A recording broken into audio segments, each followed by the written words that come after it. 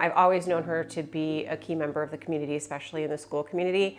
She teaches, she coaches, she writes for grants for the school. She was a huge part of getting an outdoor classroom built for the students that we were able to help with a few years ago.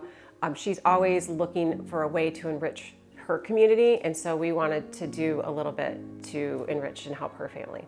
Especially in this particular situation with the homeowner being a public school teacher. They're often underappreciated, maybe a good word for it.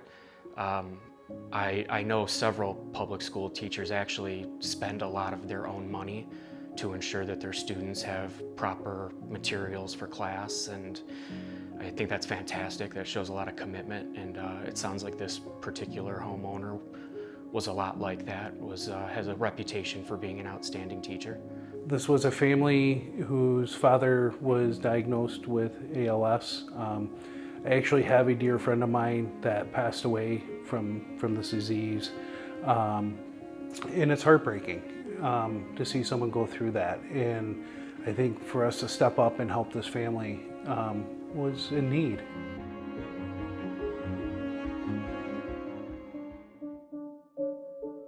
My dad started to like not feel well, and like they started to notice all these symptoms, and it started to become clear that it was ALS. And knowing that this was a very hard road, it's a super hard road, because it's like that each day is going to be the best day you're going to have going forward. It's just pretty rough. I wanted to find a way to support my parents. My mom was really stressed, and my dad was scared, and they were both scared.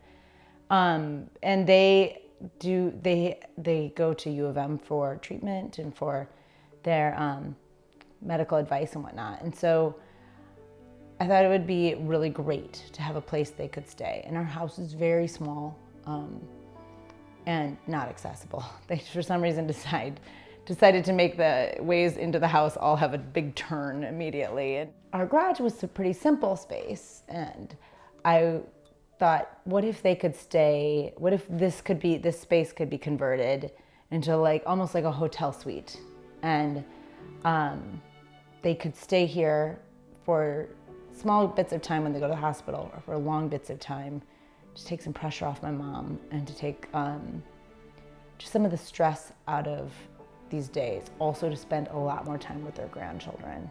So, because those days are very numbered, and it really is exactly that. Like, my mom was able to really relax for the first time in over a year, and it was pretty great.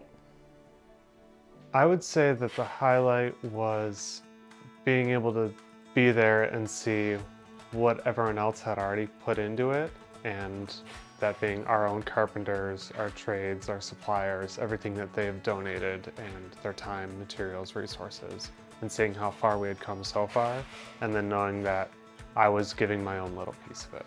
Just pay it forward, give back to the community. It'll come around and help you at some point. For me personally, the biggest highlight was just being able to see their faces as we progressed, and just, they were always just so happy to see what was coming next, and and obviously seeing the final project in completion, and just seeing how overjoyed they were with it. It was amazing. Both of them were very responsive and very grateful for every support, especially because we had so many donations of material and labor, and they were very, very, very grateful and made sure to let us know that.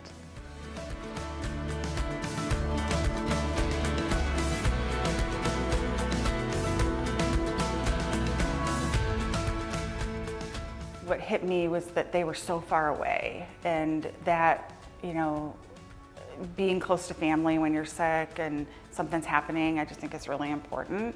And by doing this project gave them that opportunity.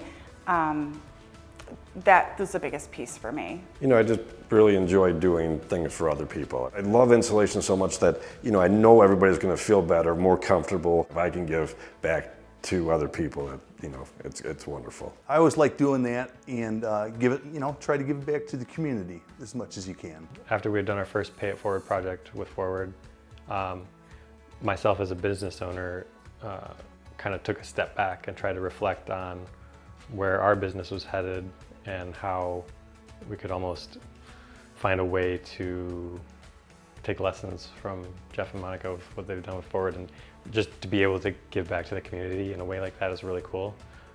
So it made it really easy to say yes. To the trade members and team members, thank you. We cannot do this without everybody jumping in. We can close some financial gaps, we can close some material gaps and some resources, but this was building a tiny house essentially in someone's home, and without all the teams that we work with making their financial and time contributions, we could not have done it.